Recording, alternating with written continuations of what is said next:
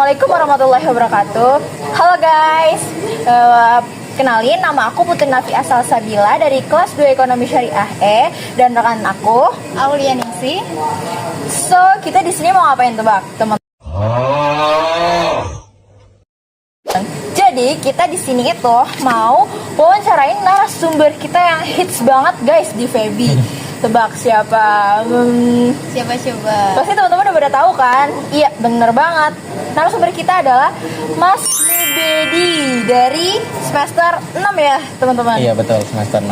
Jadi kita ini di sini mau wawancarain Mas Ubed itu tentang bagaimana Mas Ubed memanage organisasi gitu. Mas Ubed itu ikut organisasi apa aja sih Mas Ubed? Oke, terima kasih. Untuk saya sendiri ya, alhamdulillah semester 6 di Prodi Ekonomi Syariah. Benar. Nah, dari awal hingga akhir, mungkin di sebelum kuliah juga ikut organisasi ya. Di MTS, MA, di MTS pernah alhamdulillah jadi ketua OSIS, MA juga ketua OSIS juga, terus di kuliah masih ikut organisasi, mungkin karena senang ya ketemu banyak orang. Nah, untuk di kuliah sendiri pernah di semester 1-2 itu di HMPS Ekonomi Syariah 2 periode sampai kemarin semester 4, dan juga alhamdulillah sekarang di IBIL juga mulai itu semester 2 juga sampai semester 2 sampai 3 berarti itu masih jadi staf biasa, dan alhamdulillah di semester 3 akhir sampai sekarang diamanati menjadi general manager, di mana untuk menanggung jawab di IBIL. Selain di IBIL juga ada BEM, kalau di luaran sana, kalau di UIN itu namanya DEMA ataupun Dewan Eksekutif Mahasiswa Fakultas Ekonomi dan Bisnis Islam. Dan untuk organisasi ekstra sih banyak, tapi ya itu yang di kampus aja sih kayak gitu. Sangat aktif ya Mas. Lalu bagaimana sih cara Mas Ubed itu memanage waktu dalam mengelola IBIL di tengah kesibukannya Mas Ubed? Oke, kalau berbicara tentang manajemen waktu, yang penting kita itu tahu skala prioritas. Ini misalkan saya sendiri di BIL menjadi general manager ataupun ketua ya, Mbak. Nah, di situ kita harus tahu mana yang penting dan mana yang mungkin belum penting dalam artian dalam jangka ke depannya kayak gitu. Misalkan di IBIL, kalau saya sendiri menerapkan di IBIL itu tidak ada banyak rapat, tapi karena sering ya, itu rapat hanya 3 bulan sekali untuk melakukan perencanaan, planning bagaimana menjaring nasabah dan juga melakukan evaluasi terhadap kinerja staf. Nah, di setiap 3 bulan juga untuk staf saya rolling, di mana ada 3 bagian di IBIL, yaitu ada marketing, frontliner ataupun front office, dan juga di back office. Nah, untuk menanggulangi yang pertama itu untuk manage waktu itu kita harus tahu skala prioritas. Misalkan saya di organisasi A jadi ketua ya, saya fokuskan di organisasi A dulu. Organisasi B mungkin bisa nanti, tapi yang penting tetap job desk kita di organisasi A sebagai ketua terjalankan, dan organisasi B ataupun C sampai Z itu bisa berjalan. Itu yang kedua. Yang ketiga itu terkait kita tahu jangka panjang ke depan nih, misalkan di BIL lumayan nih nanti prospek ke depannya kita bisa mendapatkan, karena kita ekonomi dan bisnis kita bisa mendapatkan uang dan sebagainya, mungkin itu lebih diprioritaskan karena berbicara tentang sudut pandang jangka panjang kayak gitu sih. Oke, keren banget gak sih guys dengar sharing-sharing dari Mas Ubed tadi gitu.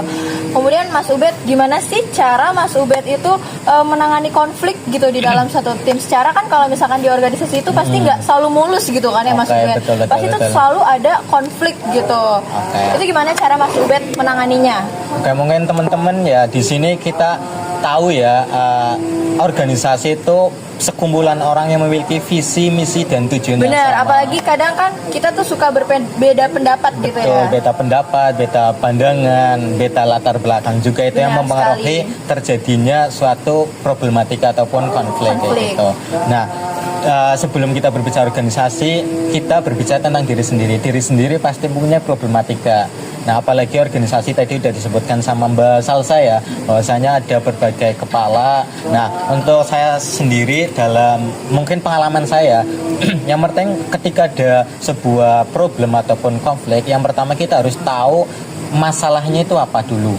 Nah, setelah kita tahu masalahnya itu, kita kategorikan, misalkan ada beberapa masalah tuh. Nah, di situ kita klasifikasikan. Oh, ini beberapa masalah karena quotes yang pernah saya dengar, masalah yang kita tulis ataupun kita kategorikan itu akan menjadi berkurang ketika kita tahu masalahnya itu apa. Itu yang pertama.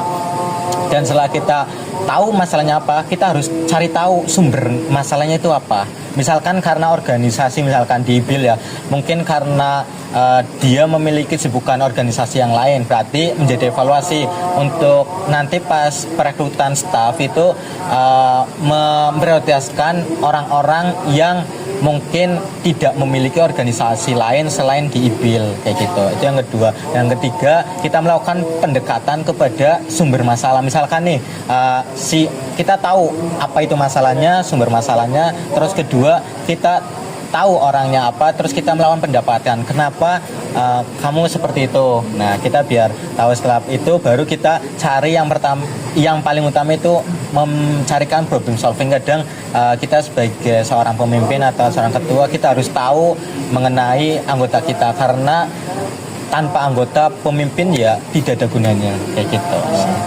Oke guys, jadi penjelasan tadi itu cara Mas Ubed ya, cara Mas Ubed dalam menghadapi konflik gitu di dalam suatu tim atau di dalam suatu organisasi. Ya, setelah banyaknya konflik ya kak, Iya.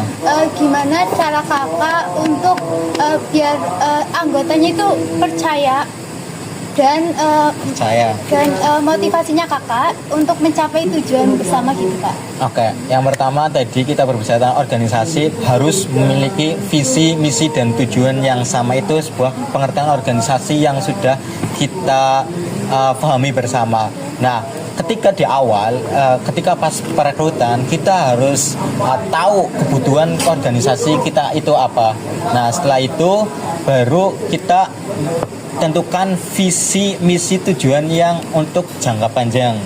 Nah, setelah itu baru ketika di perjalanan pasti tadi sudah saya sebutkan itu namanya pasang surut organisasi pasti ada. Nah, di situ biar tidak jenuh ataupun tidak kurang, maksudnya dalam artian pekerjaannya kurang, kita kasih apresiasi penghargaan. Kalau setiap 3 bulan sekaligus kalian rapat, kita juga healing. Nah, di situ dari para staf ataupun pegawai dari IPIL itu tidak mengeluarkan apapun. Biasanya kan organisasi yang menjadi kendala biasanya mengeluarkan uang nih, Mas. Bener banget, Nah, kalau di IPIL sendiri semua dari jas alma mater, terus juga ID card, terus juga kebutuhan rapat-rapat sudah saya sediakan dari pengeluaran operasional di IPIL kayak gitu. Itu sebagai bentuk penghargaan di situ. Nah, terakhir juga nanti di IPIL sendiri saya berikan sertifikat dan juga mungkin sedikit uang saku lah ya, sedikit buat teman-teman yang staff kayak gitu juga. Terus juga pas lebaran kemarin saya berikan kayak hampers lah biar ya kenang-kenangan lah ya buat staff kayak gitu sih, biar tetap semangat. Terus juga saya sendiri punya target untuk di IPIL, misalkan omsetnya selama 1 periode misalkan berapa puluh juta per bulan, harus mencari nasabah itu misalkan 20 orang per bulan. Terus juga berarti per minggunya dapat berapa, per harinya dapat berapa, itu tetap saya kontrol karena setiap bagian dari 3 bagian yang saya sudah sebutkan itu ada marketing, front office, dan back office itu memiliki grup masing-masing. Dan di bawah saya kan saya general manager. Nah, di bawah saya ada manajer. Nah, di situ ada 3 manajer yang saya bawain. Nah, di situ setiap hari laporan ke saya terkait perkembangan. Nah, ada masalah langsung saya tindak. Nah, ini juga teman-teman barangkali ini ya sambil promosi, nanti awal Juni insya Allah ada perekrutan untuk staf baru kayak gitu. Kayak gitu sih untuk cara biar tetap semangat dan juga termotivasi kayak gitu Mbak Salsa sama Mbak Aulia. Keren banget ya Ul ya, keren banget penjelasan dari Mas Ubed tadi terkait motivasi dalam organisasi dan tim ya teman-teman. Oke guys, menarik banget gak sih tadi penjelasan dari Mas Ubed terkait motivasi dalam organisasi biar semangat gitu. Iya betul banget. Selain dikasih hampers, tadi dikasih apa? Uang saku, bener banget. Kalian yang mau hampers dan uang saku bisa langsung aja daftar di IBIL ya teman-teman. Dan nggak ngeluarin biaya apapun. Dan ya. nggak ngeluarin biaya apapun. Jadi ayo masuk IBIL. Sorry banget, promosi sedikit. Oke, lanjut aja nih ya Mas Ubed. Ini udah terlalu out of topic banget. Strategi apa yang paling efektif menurut Mas Ubed dalam menghadapi suatu perubahan gitu? Oke, yang pertama itu menurut saya sebelum itu ada 3 poin yang harus teman-teman catat ketika harus mengalami perubahan untuk manajemen biar tetap jalan, apalagi diorganisasikan. Kembali lagi ada problematika latar belakang yang berbeda-beda. Yang pertama itu harus adaptif, dimana ketika ada sebuah persoalan itu kita harus adaptif dalam artian kita langsung menyelesaikan masalah tersebut untuk biar tetap adaptasi. Oh, mereka itu mengalami permasalahan misalkan karena dia jarang masuk tanpa izin, ternyata kecelakaan tanpa komunikasi ya.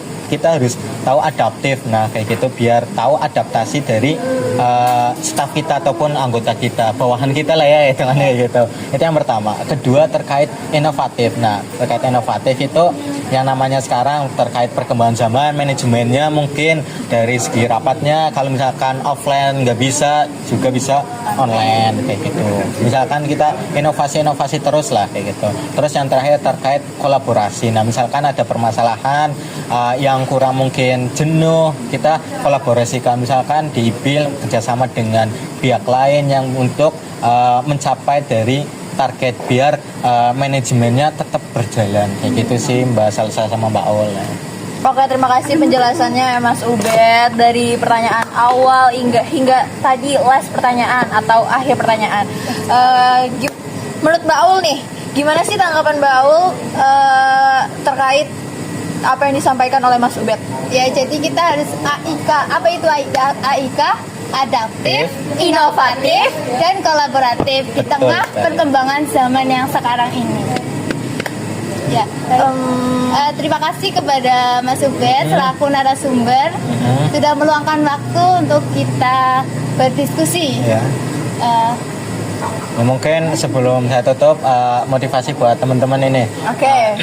Jangan menyerah sebelum mencoba karena kita masa muda itu harus menghabiskan kuota gagal kita. Itu kuat dari Najwa Shihab yang harus kita pegang.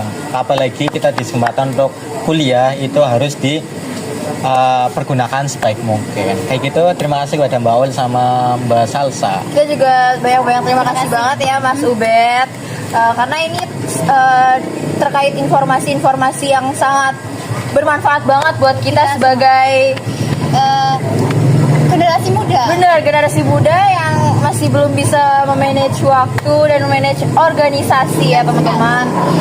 Oke, aku Putri Nafia Asal Sabila, aku Aulia Ningsih.